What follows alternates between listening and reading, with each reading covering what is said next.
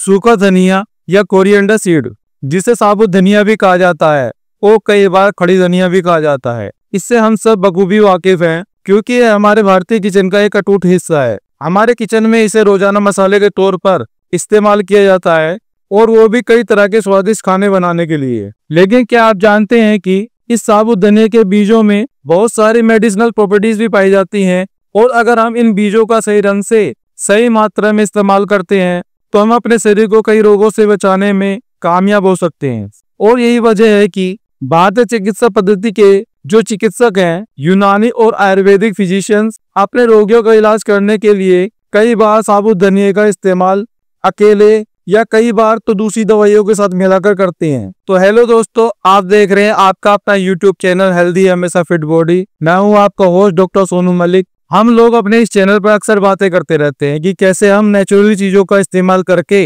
अपने शरीर को बीमार होने से बचा सकते हैं और उसके स्वास्थ्य में शरीर को बेहतर रखने में कामयाब हो सकते हैं। इसी कड़ी में आज हम लोग बात करेंगे कि धनिया के इन बीजों का हम किस तरीके से कितनी मात्रा में इस्तेमाल करके किन किन बीमारियों से बचने में कामयाब हो सकते हैं। तो आइए फौरन वीडियो शुरू करते हैं और सबसे पहले ये जानने की कोशिश करते हैं कि धनिया के इन बीजों में कौन कौन से न्यूट्रिशन पाए जाते हैं। देखिए, छोटे से दिखने वाले धनिया के ये बीज न्यूट्रिशनली बहुत रिच है। तीनों तरह के न्यूट्रिएंट इसमें पाए जाते हैं। कार्बोहाइड्रेट है, फैट है, प्रोटीन भी है और वो भी बहुत अच्छी क्वांटिटी में है। साथ ही साथ इसके अंदर फाइबर भी पाया जाता है और इसमें कई तरह के मिनरल्स हैं जैसे कि calcium, iron, potassium, zinc, sodium, copper, magnesium, manganese और इसके अंदर सेलेनियम भी पाया जाता है। साथ ही साथ इसमें विटामिन भी भरे हुए हैं। विटामिन ए है, विटामिन सी है, विटामिन के है और विटामिन ई भी है। बी कॉम्प्लेक्स ग्रुप के कई विटामिन इसके अंदर हैं जैसे कि B2 है, B3 है और B9 है।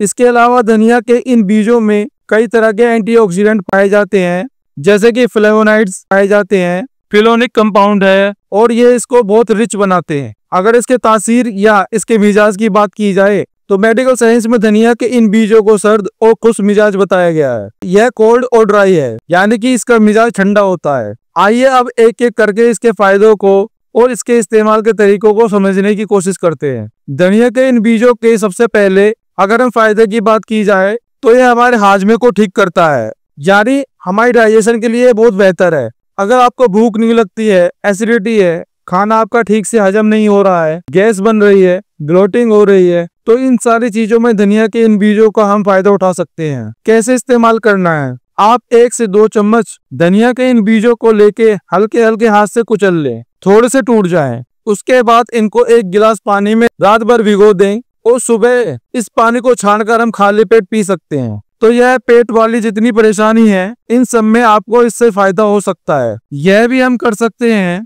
कि इन धनिया के बीजों को तवे पे बहुत हल्की आंच पे रोस्ट कर लें, भून लें और जब इसमें से थोड़ी सी अच्छी सी खुशबू आने लगे और हल्का सा भुना हुआ दिखना लगे तो इनको हमें तवे से उतार लेना है, आंच बंद कर देनी है और इनको पीस के मिक्सी में एक पाउडर बना लेना है और ½ टीस्पून यह पाउडर हम पानी के साथ सुबह और शाम ले सकते हैं। खाना खाने से पहले भी इस्तेमाल किया जा सकता है और खाना खाने के 1-1.5 घंटे बाद भी इसका इस्तेमाल कर सकते हैं। तो डाइजेशन को बेहतर करने के लिए धनिया के इन बीजों का इस्तेमाल इन 2 तरीके से हम कर सकते हैं और उससे बहुत फायदा उठा सकते हैं। हमारे हार्मोनल बैलेंस को ये ठीक करता है और इसलिए जो शुगर वाले मरीज हैं उनके लिए धनिया के इन बीजों का इस्तेमाल काफी बेहतर है। यह शुगर की मेटाबॉलिज्म को रेगुलेट करता है, इंसुलिन की सेंसिटिविटी को बेहतर करता है, तो शुगर वाले मरीज इसका फायदा उठा सकते हैं। उसी तरह से धनिया के बीजों को पानी में भिगोकर सुबह खाली पेट इसका इस्तेमाल किया जा सकता है।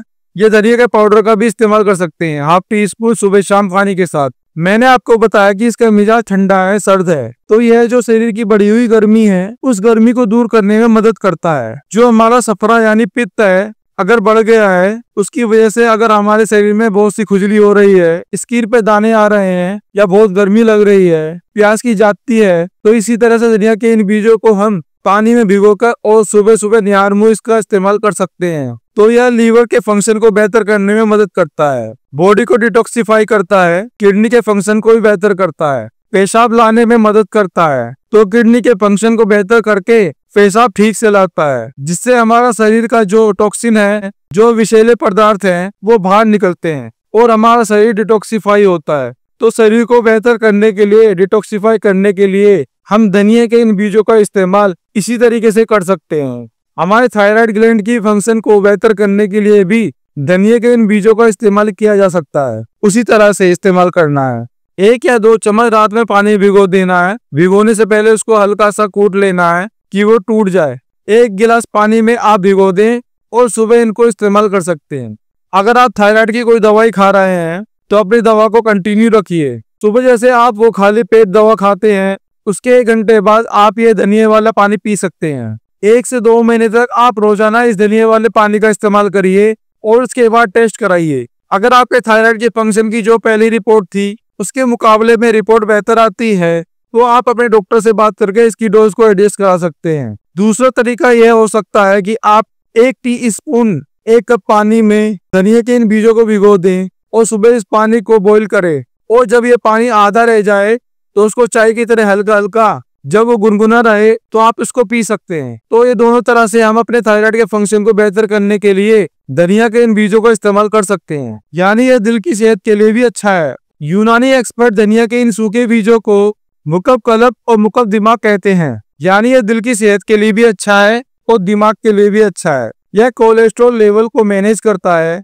जो हमारे खराब कोलेस्ट्रॉल है उसको कम करता है और जो अच्छा कोलेस्ट्रॉल है, गुड कोलेस्ट्रॉल है, जिसे हम HDL कहते हैं, उसको बढ़ाता है। तो हम दिल की सेहत को बेहतर बनाने के लिए धनिया के इन बीजों का इस्तेमाल कर सकते हैं। कैसे इस्तेमाल करना है? उसको सुबह बॉईल करके 1 कप गर्म पानी में 1 टीस्पून धनिया के बीजों को डाल के बॉईल किया जाए और जब ये पानी आधा बचे तो उसको सुबह निहार मुंह चाय की तरह इस्तेमाल कर सकते हैं। तो इसमें जो एंटी इन्फ्लेमेटरी प्रॉपर्टीज हैं, इसके अंदर जो एंटीऑक्सीडेंट हैं, जो मिनरल्स हैं, वो सब मिलके हमारे हार्ट की हेल्थ को बेहतर करते हैं, हमारे दिमाग की सेहत को भी बेहतर रखते हैं। इसके अलावा अगर आपके जोड़ों में दर्द हो रहा है, जो जॉइंट्स पेन है, आपको चलने में तकलीफ हो रही है, तो भी इन धनिया के बीजों से फायदा उठाया जा सकता है। इसी तरह से इन बीजों को बॉईल करके चाय की तरह जब सुबह निहार मुंह इसका इस्तेमाल करते हैं तो यह आपके मूवमेंट को बेहतर करता है। इसकी जो एंटी इन्फ्लेमेटरी प्रॉपर्टीज हैं वो आपके जोड़ों को बेहतर रखने में मदद करती है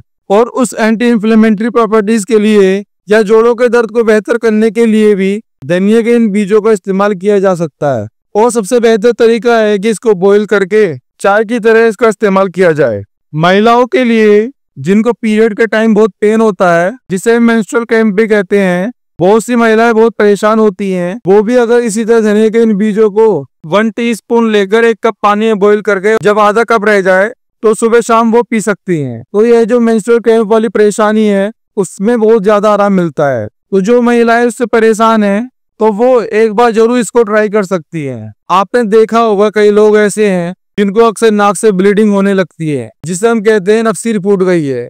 तो इस तरह के लोगों की परेशानी को दूर करने के लिए भी धनिया वाला पानी काफी फायदेमंद साबित हो सकता है। उसी तरह से पानी बनाना है और सुबह शाम निहार मुंह इस्तेमाल करना है। अगर आपको पेशाब में बार बार जलन होती है, पेशाब खुल कर नहीं आता है, तो भी ये धनिया वाला पानी आपके लिए फायदेमंद है। उसी तरह सुबह निहार मुंह इसका इस्तेमाल किया जा सकता है। अपने ठंडे मिजाज की वजह से यह पुराने बुखारों को दूर करने में भी मदद करता है। तो अगर आप बुखार से परेशान हैं तो धनिया का पानी सुबह इस्तेमाल कर सकते हैं।